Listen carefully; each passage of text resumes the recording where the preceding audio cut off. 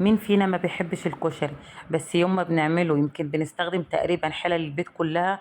طب وعلى ايه المجهود ده كله لما احنا ممكن نعمله في حلة واحدة ويطلع معانا بالشكل القمر ده؟ وبجد كان طعمه خطير، مستوي ومفلفل. يلا بينا نعمل كشري الحلة الواحدة بطريقة سهلة وبسيطة. بس قبل اي حاجة ما ننساش نصلي على الرسول في الكومنتات. اللهم صل وسلم وبارك على سيدنا محمد وعلى آله وصحبه أجمعين. اول حاجه هنعملها هتجيب العدس البني او العدس بجبه ايا كان المسمى بتاع عندك ايه. هتنقيه كويس جدا وكمان هتغسليه كويس جدا. هتنزلي عليه بميه مغليه وهتغطي الحله دي كويس وهتسيبيه منقوع لمده نص ساعه. بعد كده بقى هتجيبي بصلايه كبيره او بصلتين متوسطين، وطبعا يفضل البصل الابيض. قطعيه شرايح رفيعه بالشكل ده. هتنزلي عليهم بمعلقتين اتنين من الدقيق وكمان معلقتين اتنين من النشا. قلبي بقى البصل مع الدقيق والنشا بالشكل ده. بعد كده هترفعي طاسه على النار فيها زيت غزير. طبعا الزيت بتاعنا سخن. مجرد ما يسخن هتنزلي عليه بشرايح البصل بتاعتنا. هتسيبيها لحد ما تاخد اللون الذهبي الحلو بالمنظر اللي انت هتشوفيه ده. وطبعا يفضل البصل بتاعك لما تطلعيه بلاش طلعيه على مناديل مطبخ، ده تطلعيه في مصفى احسن عشان يفضل مقرمش معاكي. ده اللون ده كده جميل جدا. طلعيه بقى بالشكل ده كده في مصفى، بلاش مناديل مطبخ عشان يفضل مقرمش معاكي. بعد كده هنرفع حلة على النار. هننزل فيها بكمية حلوة من زيت قلي البصل بعد ما نصفيه طبعا.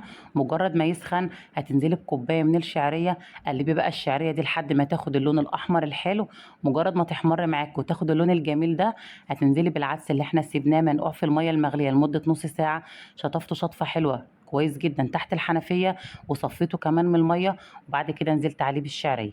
قلبي بقى كده وشوحي العدس ده مع الشعرية بالشكل ده. بعد كده هتنزلي بكوبايتين اتنين رز مغسولين ومنقوعين ومتصفين كويس جدا من الميه برضو. شوحي بقى الكلام الجميل ده كده كله مع بعضه.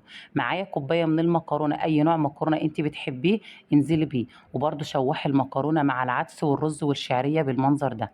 هتنزلي بقى بعد كده تظبطي الملح بتاعك طبعا قبل اي حاجه. ظبطي الملح حسب الرغبه. بعد كده هتنزلي عليهم بميه مغليه. ولازم الميه بتاعتك تكون مغليه. ما ينفعش خالص تنزلي عليهم بميه بارده. هتنزلي بميه مغليه بالشكل ده كده. انا عاوزه الميه تغطي الرز والمكرونه والعدس بالشكل ده. بالمنظر اللي انت شايفاه ده كده.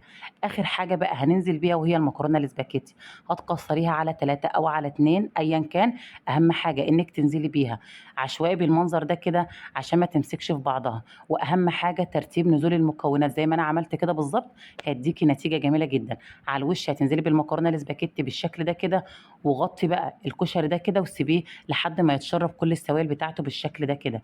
قلبيه بقى تقليبه خفيفه كده. وهدي عليه النار بسيطه خالص شمعه. ولو عندك شياطه حطيها وسيبيه لحد ما يكمل تسويته تسويه كامله. على ما الكشري بتاعنا بقى يستوي براحته يلا بينا نجهز الصلصه بتاعته. هترفعي حله على النار فيها كميه من زيت قلي البصل. مجرد ما يسخن هتنزلي بمعلقه توم مفروم ناعم. قلبي بقى في التومه دي كده لحد ما تاخد اللون الاصفر الحلو ده كده. بعد كده هتنزلي عليهم بعصير طماطم مضروب في الخلاط، ولو ما عندكيش طماطم يعني ممكن تستخدمي صلصه وتنزلي عليها بكوبايتين اتنين من الميه. قلبيها كويس. البهارات بتاعتي بقى خفيفه خالص. ملح وكزبره وكمون وبابريكا وكمان معلقه سكر عشان الصلصه ما تتعبناش. هتقلبي بقى البهارات مع الصلصه بالشكل ده كده. وهتسيبيها لحد ما تتسبك وبكده الصلصه بتاعتنا تكون بقت جاهزه. وطبعا الكشري ما يحلاش من غير الشطة. هعمل معاكم النهاردة شطة الزيت اللي بتتقدم في المطاعم. هترفعي طاسة على النار فيها كمية من زيت قلي البصل. هتنزلي بمعلقة كبيرة من الشطة سواء كانت ناعمة أو خشنة. قلبي فيها لحد ما تشمي ريحتها. مجرد ما ريحتها تطلع هتنزلي عليها بمغرفة من الصلصة بتاعتنا. هتبقى معاكي بالشكل القمر ده. وبكده الشطة بتاعتنا برضو بقت جاهزة. يلا بينا بقى نعمل اسرع واحلى دقه للكشري ممكن تعمليها. هتجيبي حله او كسروله. هتنزلي فيها بمعلقه ثوم مفروم ناعم.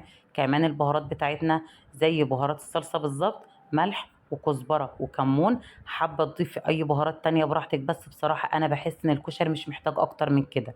كمان هتنزلي عليها بربع كوبايه خل وربع كوبايه عصير ليمون. قلبي بقى الكلام الجميل ده كده كله على بعضه.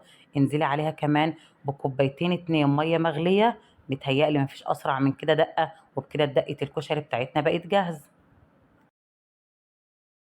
وكمان الكشري بتاعنا استوى ما شاء الله جميل جدا ومفلفل زي ما انتم شايفين كده.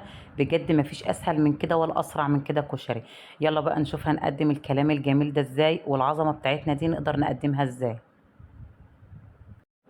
متهيألي مفيش احلى من كده، منظر بجد جميل جدا، طعمه بجد كان تحفة، هيعجبكم قوي. كمان البصل زي ما قلت لكم يطلع في مصفى ما شاء الله مقرمش جدا، وفضل معايا لحد تاني يوم برضو مقرمش علشان انا طلعته في مصفى. بلاش مناديل مطبخ. قدمت بقى جنبه الشطة بتاعتنا الصلصة، وكمان كان عندي حمص مسلوق قدمته معاه، وطبعا الدقة. بجد الكشري ده كان جميل جدا، مفلفل ومستوي، وفر علينا طبعا وقت ومواعين كمان، وطلع حاجة عظمة بالشكل ده كده. يا رب الوصفة بتاعتي تكون عجبتكم، ويا ريت تكتبوا لي رأيكم في التعليقات. وقبل أي حاجة ما ننساش نصلي على الرسول في الكومنتات. اللهم صل وسلم وبارك على سيدنا محمد وعلى آله وصحبه أجمعين. ويا ريت فضلا وليس أمر، اللي ما تابعنيش يتابعني عشان يوصلوا كل جديد مني.